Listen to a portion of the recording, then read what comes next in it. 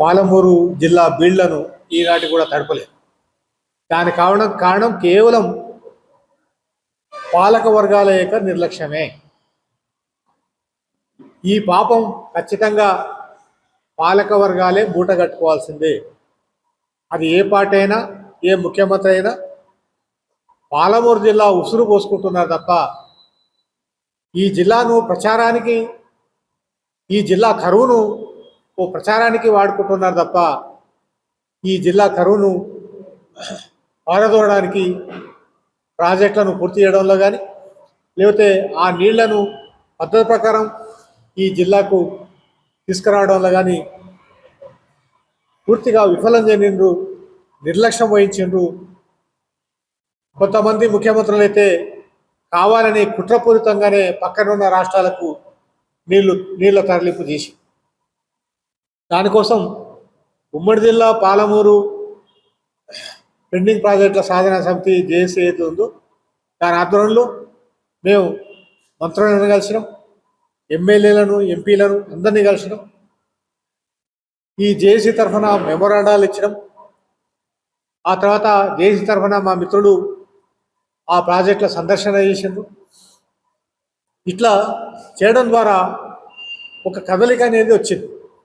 మొత్తం మేమే చేసినాం, మా వల్లనే వచ్చిందని మేము చెప్పలేం. కానీ మా పాత్ర కూడా, జేఏసీ పాత్ర కూడా ప్రధానమైన కీలకమైన భూమిక పోషించింది. దీనికి తోడు మా రాఘవాచారి గారు, రాజేంద్ర రెడ్డి గారు మీ ఆధ్వర్యంలో చేసిన తర్వాత వెంటనే కవిత గారు ఒక మీటింగ్ పెట్టిండ్రు. ఆ తర్వాత బీఆర్ఎస్ వాళ్ళు మేము కూడా పాదయాత్ర చేస్తామని ముందుకు వచ్చిండ్రు. తర్వాత అన్ని పార్టీలలో కూడా కదిలికి వచ్చింది. తర్వాత మేము ముఖ్యంగా ఎమ్మెల్యేలను ఇంటింటికి తిరిగి రాత్రి 11 వరకు కూడా ఇంటింటికి తిరిగి మేము కలిసినాం. వాళ్ళ యొక్క నిర్లక్ష్య ధోరణిని, వాళ్ళ యొక్క పట్టింపు లేని పద్ధతిని మేము వాళ్ళ ముందరనే ముఖం మీద ఖండించినాం. మీరు ఈ విధంగా ఇట్లే ఉంటే ప్రజలు మిమ్మల్ని క్షమించరు, చరిత్ర మిమ్మల్ని క్షమించదని హెచ్చరించడం. సానుకూలంగా ఉన్న వాళ్ళకు మేము కృతజ్ఞత తెలిపినాం. మాకెందుకు లేబా, మేము జెండాకెక్కితే మమ్మల్ని తొక్కుతారు, మా రాజకీయ భవిష్యత్తు నాశనం అయిపోతుందని మాట్లాడిన వాళ్ళను వాళ్ళు తొక్కడం ఏందో కానీ మీరు కానీ ఇట్లా నిర్లక్ష్యం చేస్తే ప్రజలు తొక్కుతారని హెచ్చరించారు. మీరు ప్రజాద్రోహులుగా మిగిలిపోతారు. ప్రజాప్రతినిధులుగా నిజంగా ఉండాలంటే మీరందరూ కలిసి ముఖ్యమంత్రి దగ్గరకు పోవాలి. ఈ జిల్లా ముఖ్యమంత్రి అని చెప్పుకునే ఈ ముఖ్యమంత్రికి ఖచ్చితంగా మీరు ఒత్తిడి తీసుకురావాలి. ఈ నీళ్లకు ప్రాజెక్టులన్నీ పూర్తి చేయడానికి అవసరమైన నిధులు సాధించాలి. అడకొర నిధులను కాదు, అవసరమైన నిధులను తీసుకురావాలి. నిజాయితీగా ఖర్చు పెట్టాలి. బడ్జెట్లనేమో వేల కోట్లు చూపిస్తారు, తీరా ఖర్చు పెట్టేసరికి వచ్చేసరికి సౌతి తల్లి ప్రేమ చూపిస్తున్నారు. ఇది పద్ధతి కాదని చెప్పేసి మేము అందరినీ, ఎమ్మెల్యేలను, మంత్రులను కూడా మళ్ళా జూపల్లి గారిని కూడా కలిసినాం. అందరినీ కలిసి చేయడం వల్ల మొత్తం మీద వాళ్ళందరూ కూడా మళ్ళా ముఖ్యమంత్రి దగ్గరికి పోయినారు. ఇప్పటికొక 3 దశాబ్దాల కాలంగా, అంటే దరిదాపు 4 దశాబ్దాల కాలంగా ఒక డిమాండ్ జిల్లాలో ఉంది. అదేంటంటే అసలు తుంగభద్ర ప్రాజెక్టు నిర్మాణమే నైజాం స్టేట్ పెట్టుబడులతోటి జరిగింది. ఆనాడు మైసూరు స్టేట్కు, ఉమ్మడి మద్రాసుకు, హైదరాబాద్ స్టేట్కు మధ్యన జరిగిన ఒప్పందంలో భాగంగా తుంగభద్ర ప్రాజెక్టు నిర్మాణం అయింది. దానికి అత్యధిక నిధులు కేటాయించింది, ఖర్చు పెట్టింది హైదరాబాద్ రాజ్యం. ఎప్పుడన్నా హైదరాబాద్ స్టేట్ నిధులు సకాలంలో ఇవ్వకపోతే పనులు ఆలస్యం అయ్యేవి. వాళ్ళందరూ ఒత్తిడి పెట్టేవాళ్ళు నిధులు ఇవ్వడానికి. అట్లా ఒక నిధులు పెద్ద మొత్తంలో ఇచ్చి హైదరాబాద్ స్టేట్ జోక్యం వల్ల తుంగభద్ర ప్రాజెక్టు నిర్మాణం అయింది. దానికి 2 కాలువలు ఉన్నాయి, కుడి కాలువ, ఎడమ కాలువ, నాగార్జున సాగర్కు ఉన్నట్టుగానే. ఆ 2 కాలువలలో ఎడమ కాలువ తెలంగాణ వైపు రావడానికి వీలుంటుంది. అప్పుడు తెలంగాణ అంటే రాయచూరు కూడా హైదరాబాద్ స్టేట్లో ఉండేది కనుక ఈ దిగువ దాకా నీళ్లు రావడానికి అవకాశం ఉంటుంది. కానీ ఆ కాలువను పైనే ఆపేసింది, అది రాయచూరు జిల్లాలోనే ఆగిపోయింది. మహబూబ్ నగర్ జిల్లాలోకి ఆ కాలువ రాలేదు. అది రావాలి, ఈ ప్రాంతంలో కూడా నీళ్ళు ఇవ్వాలి, గట్టు నడిగడ్డ ప్రాంతానికి అంతా నీళ్ళు అందుతాయనే ఒక డిమాండ్ ఉండింది. దాన్ని ఆంధ్రప్రదేశ్ ఏర్పడిన తర్వాత ఇక్కడ వచ్చిన ప్రభుత్వాలు దాన్ని పట్టించుకోలేదు, అది మూలకు పడిపోయింది. అట్లాగే ఆర్డిఎస్ అనేది మైసూర్ స్టేట్లో ఉన్నప్పుడే ఒప్పందంలో భాగంగా వచ్చింది. దాంట్లో ఆంధ్రకు ఎన్ని నీళ్లు ఉంటాయో తెలంగాణకు కూడా అన్ని నీళ్లు ఉండాలి, కేటాయింపు అట్లా ఉండాలి. వాళ్ళకి 30 టీఎంసీలు ఉంటే మనకు 30 టీఎంసీలు, వాళ్ళకి 50 టీఎంసీలు ఉంటే మనకి 50 టీఎంసీలు, అట్లా ఉండాలి. కానీ అనేక కారణాల వల్ల ఆంధ్రప్రదేశ్ ఏర్పడిన తర్వాత వచ్చిన బచావత్ ట్రిబ్యునల్ ఆంధ్ర ప్రాంతానికి 30 టీఎంసీల పైగా 35 టీఎంసీలు కేటాయించి సుంకేసుల ద్వారా తీసుకునేటందుకు కేటాయించి మనకు తెలంగాణకు 15.9 టీఎంసీల నీళ్లు మాత్రమే కేటాయించింది. అప్పటి నుంచి మనకు 15.9 అని మాట్లాడుకుంటున్నాం, కానీ ఆంధ్రకి ఎంతో తెలంగాణకు అంతా అని మాట్లాడుకోవడం లేదు.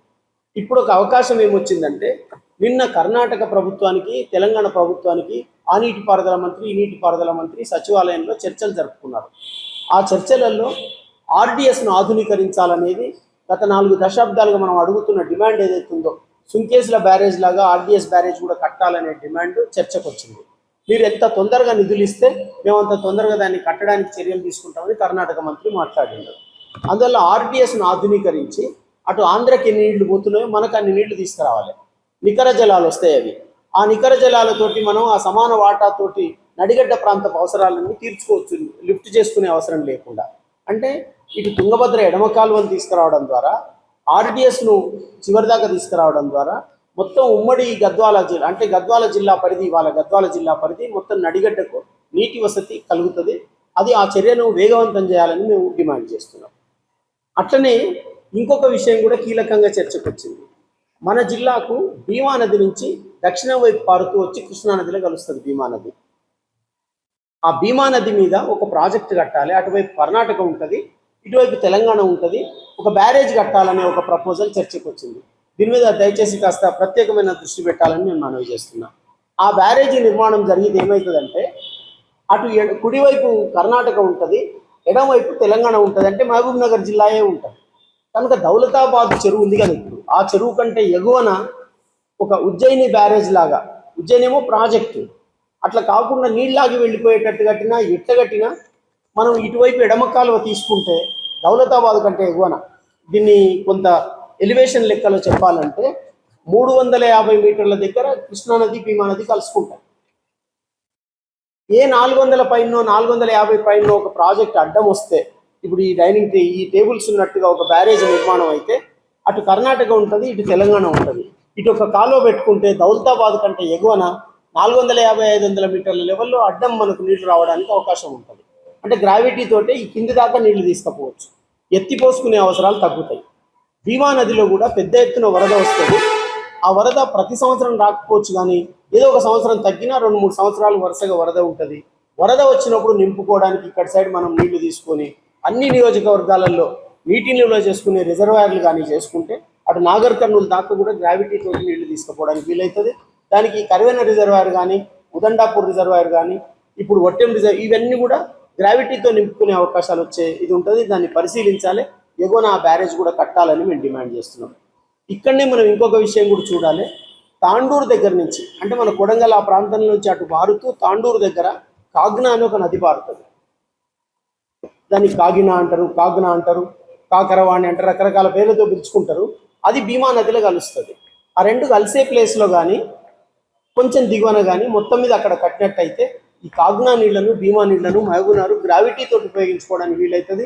మీకు లిఫ్ట్ తప్ప ఇంకోటి లేదు, మీకు గ్రావిటీతో రాదు అని మాట్లాడుతున్న దశలో మనం ఎప్పటి నుంచో అడుగుతున్న కర్ణాటక తెలంగాణ మధ్య చర్చలు ఏవైతే ఉన్నాయో దీన్ని ముందుకు తీసుకుపోవాలని, దీన్ని వేగవంతం చేయాలని, నీటిపారుదల శాఖ దీన్ని మురిపించేటట్టు కాకుండా సవ్యంగా దీని మీద కృషి చేయాలని డిమాండ్ చేస్తున్నాం.